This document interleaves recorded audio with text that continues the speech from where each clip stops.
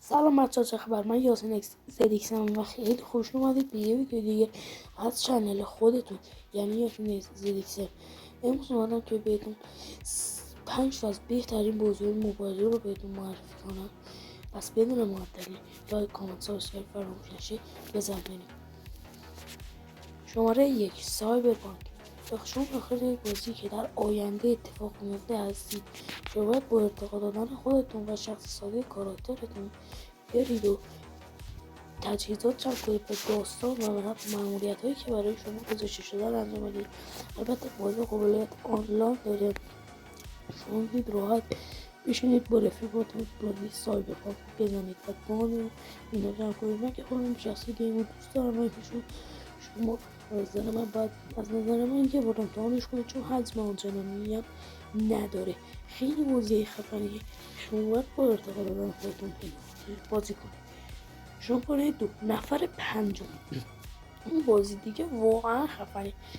بازی نفر پنجم بازی خیلی خفنیه که شما تنها یک کاراگاه، که البته که کاراگاه هم چند کاراکتر دیگه هم شما در روش بازی میکنید. این بازی اصلی اینه که شما یک کاراگاه که دختری که دست ارواح دزدیده شده رو بگیرید. بازی کمی ترسناکه ولی زیاد نه. شما در آخر بازی دختر رو نجات باید بدید. شماره 3 شادو فایت. دیگه فکر نمی کنم به یکی بگی شادو فایت بگی چی نمیشناسم. آقا این گیم بسیار فوق العاده خفن، خودم به شخصه نشون دارم که حجم خیلی کمی هم داره. شما این باید انجام بدید. بازی فایت دادنیه و اینکه شما باید با ارتقا دادن لباس، شمشیر و چیزهای مختلف که در آینده برات باز میشه بازی رو تموم کنید. شماره 4 آسفالت 9 لجند.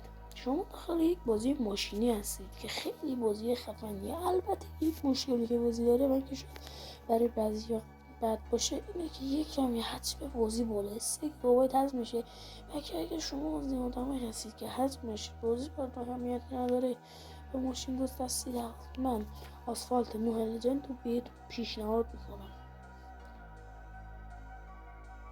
شماره 5 و آخرین بازی اسکای. شما الان توی کاراکتر هستید. شاید این بازی آرامش بخش و خفن رو تموم کنید. بازی گرافیک نسبتا خوبی داره.